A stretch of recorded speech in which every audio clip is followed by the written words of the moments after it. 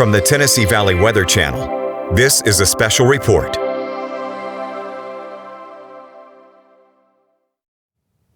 I'm Kelli Rosson with Tennessee Valley Weather. I'm here to help you stay safe with wintry and cold weather. I have some tips, tricks, do's, and don'ts, so let's go ahead and jump right on in. Starting now with some cold weather tips. When temperatures are in the teens, single digits with wind chills potentially in the negatives, be sure to check on your people, family, friends, elderly neighbors. Make sure they know the forecast and just check on them from time to time as whatever is impacting us is doing so. Make sure you yourself dress warmly. Wool is a very warm fabric. Be sure to dress in layers. As far as pets and livestock goes, make sure all of your pets are inside. If it's an animal that does have to be outside, make sure they have adequate shelter, as well as fresh food and water that is not frozen. Make sure it is in liquid form with very cold temperatures. As far as your home goes, and to prevent any sort of fires, make sure you drip your faucets and wrap your pipes. We do not want any bursted pipes. Open cabinets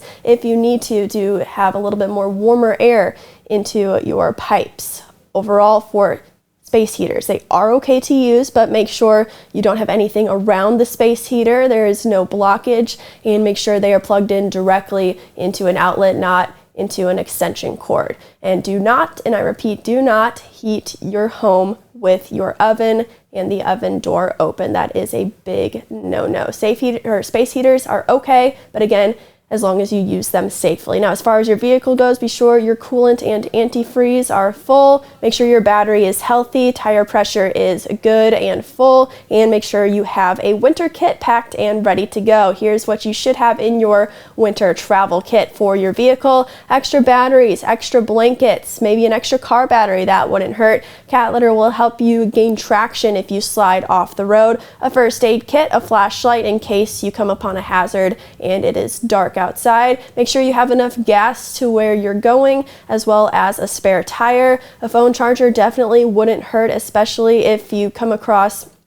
some sort of issue with your vehicle is still functional. You can still charge your phone and make sure you can communicate with others. A rope and sandbag are also a good idea for your winter travel kit, as well as snacks and water to keep you sustained in case any sort of issue lasts longer than an hour or so. Now, if you do have to be on the roads, of course, we suggest that you do not travel if you don't have to, but if that is a requirement for your lifestyle, be sure to check the forecast and know the potential hazards, because that will help you prepare best and make it to your destination safely if you are more prepared and more adequately prepared for your potential hazard. Overall, fill your gas tank, I would say, at least 50% of the way at all times. Don't let it get lower than that, because in very cold temperatures, your gas in your tank can actually freeze. So we definitely don't want that to happen. Make sure your tire pressure is good to go. And if you have to overfill it, because temperatures will get very cold and that will cause your air pressure